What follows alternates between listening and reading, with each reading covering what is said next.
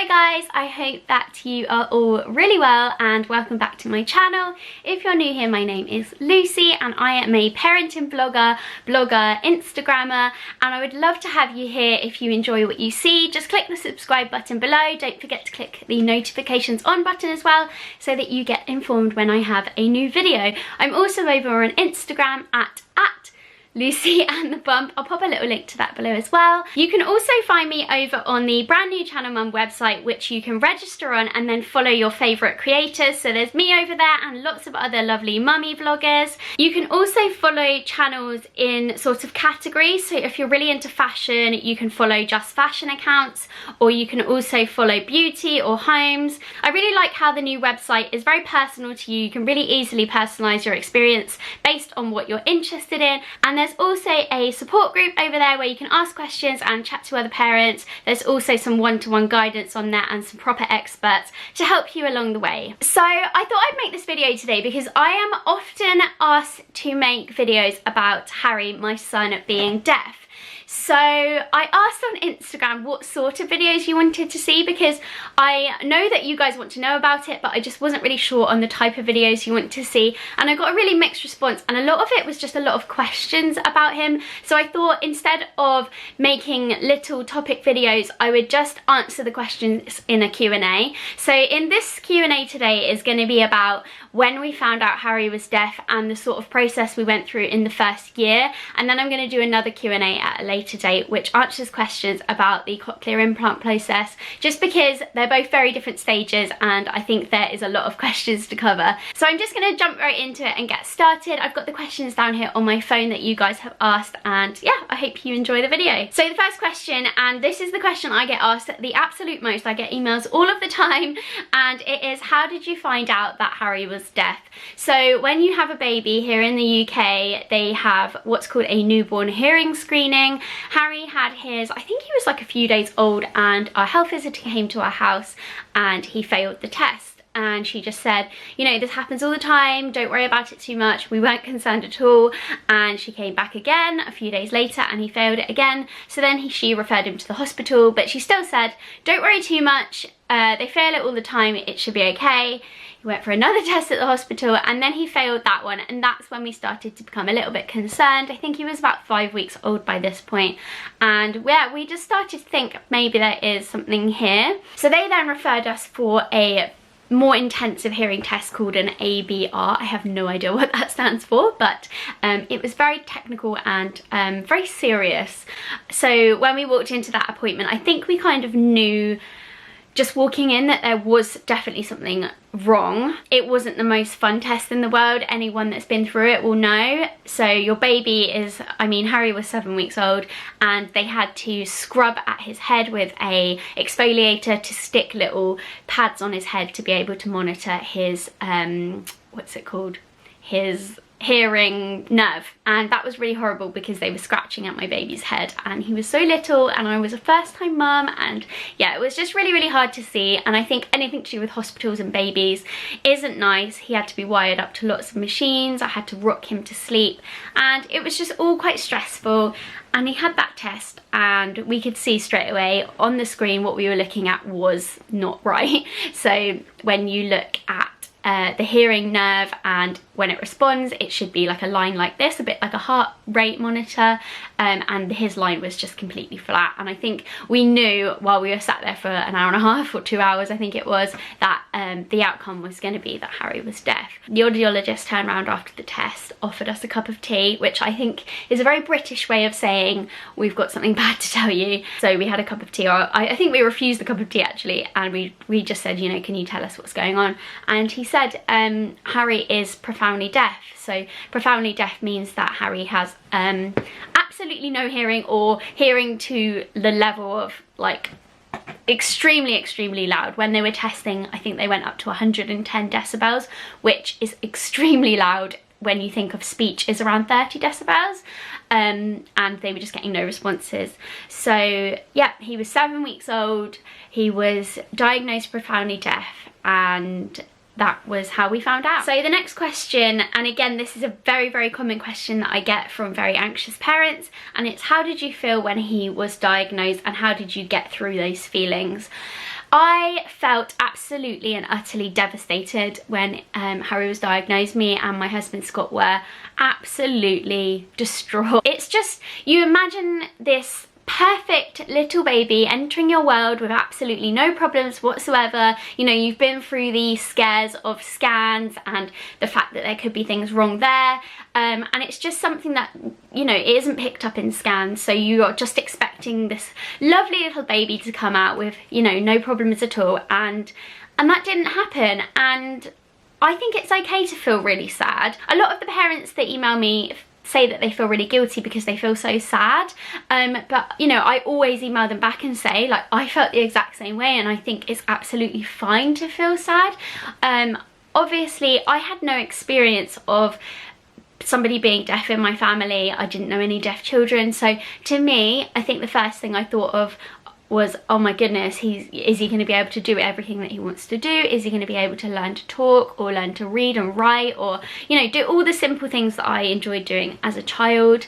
The other thing that really upset me was the fact that he never heard me, and I just thought that he could hear me. I thought that my voice was soothing him, and it clearly wasn't. I kind of went into a bit of a panic mode. I was very frightened to leave him by himself. I just thought that he would be scared, which is really bonkers really, because he doesn't know any different at this stage. He's 7 weeks old and he's never been able to hear, so it's not like he misses the comfort of noise. Yeah, it was a really hard time. Me, you know, myself and Scott, we found it really tough and we were really upset. In terms of how we got through those feelings, I think we actually got through like the first sort of grieving, difficult stage quite quickly. I think with myself and Scott, we're both very heart on our sleeve people, so we deal with feelings really quickly, and then we always, you know, find the positive and we move on and try and find the solution. And I think that's kind of what we did. We talked about it, we told our friends and family, you know, everybody knew. I obviously was blogging then. I wasn't doing YouTube videos at the time, but I had a blog, and I had like an outlet where I could let out my feelings, and I felt like sharing it online was such a massive weight off my shoulders, because, you know, I could not only share it with strangers, but I could put on my Facebook page, my blog post, and so if anybody I kind of knew bumped into us, you know, they knew automatically, and I didn't have to have that conversation with them because they had already read it on my blog. I know that that sort of thing isn't for everybody, but that is just for me a really good way of dealing with a problem, is kind of writing it down and letting people know how I feel. I also had a really good experience in terms of the support we got from the hospital. I think our audiologists were absolutely amazing, and we also had a lot of support with the children's services. So Harry has a teacher of the deaf, and they were really good to start with at kind of supporting us through it. Everybody deals with things differently, don't they? I think, you know, I just kept looking at it as if, you know, Harry is deaf, but he could be blind, or he could have some really severe other problems, and I just tried to look at it like that, like, okay, he's deaf, there can probably be something done about this, you know, we can get through it. He's still my perfect little boy, and he was, and I absolutely just loved him. So next up, how old was Harry when he got his first hearing aids? So when he was diagnosed at 7 weeks, they actually said straight away we'd like to do some moulds for hearing aids, but I think the shock of finding out his diagnosis, we were like, look, can we just have like a few days? We kind of need to process this before we get started with that. So he had hearing aids from around 8 weeks old, I think, and he wore them up until he got cochlear implants at 14 months, but they weren't doing anything for him, which we weren't surprised by, but it's kind of like the process that they have to follow. They also think that if you're trying to stimulate the hearing nerve, the cochlear nerve, then you're keeping it like alive, so perhaps hearing aids were stimulating it even if he wasn't hearing from them. Next question, was there a lot of tests in the first year of Harry's life? There was a hell of a lot of tests. I always say to people that I feel like I was a little bit cheated out of my maternity leave, and obviously not Harry's fault in the slightest, but I just feel like I didn't really have the same experience as any other first-time mum. You know, I not only was dealing with the normal kind of stress and strain of becoming a first-time parent and my life being completely thrown into turmoil, But I also had to deal with the fact that my son had a disability, and something that I didn't, you know if he would ever kind of be able to get away from. I didn't know about cochlear implants then. So yeah, we also spent a lot of the time at the hospital. I think it was kind of like every other week to start with. So basically he had to have tests to prove that he couldn't hear enough to get cochlear implants. So there's like a threshold, and we just had to have like 1 billion hearing tests for that.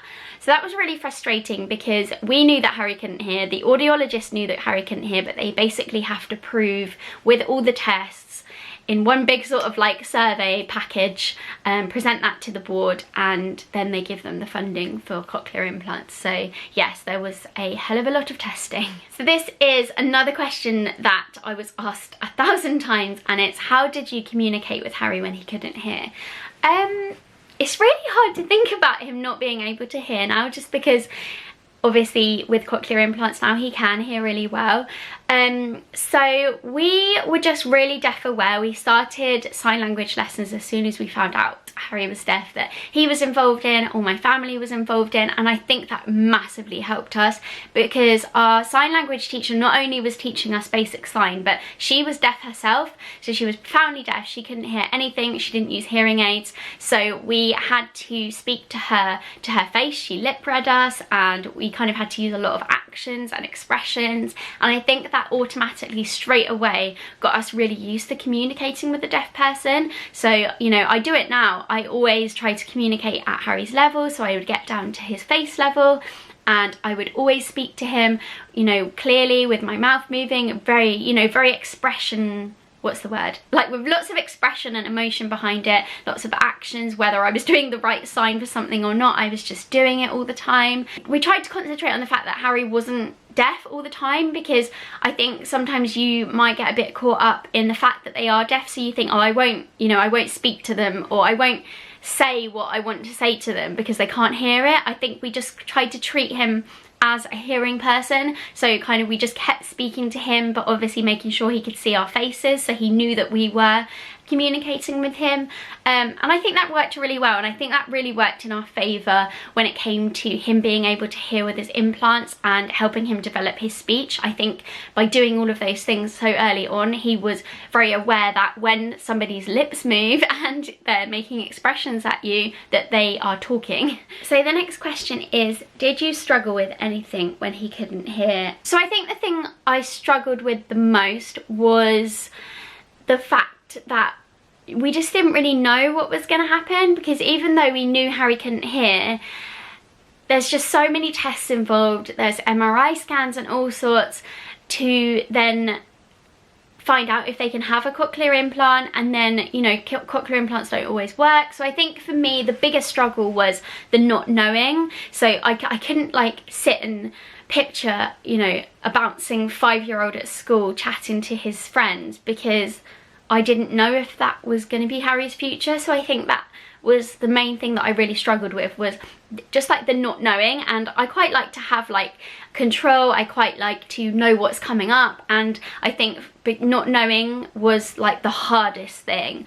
Other than that, I feel like, you know, during his first year, Harry was just like any other child. He didn't seem behind with anything, you know, obviously he probably wasn't babbling as much as some of his little friends, but other than that I just didn't really struggle. I was often asked if I struggled with other people with Harry, and I didn't at all. Like obviously he had these tiny little hearing aids, and people would often look, but they obviously knew what hearing aids looked like, so they knew what they were.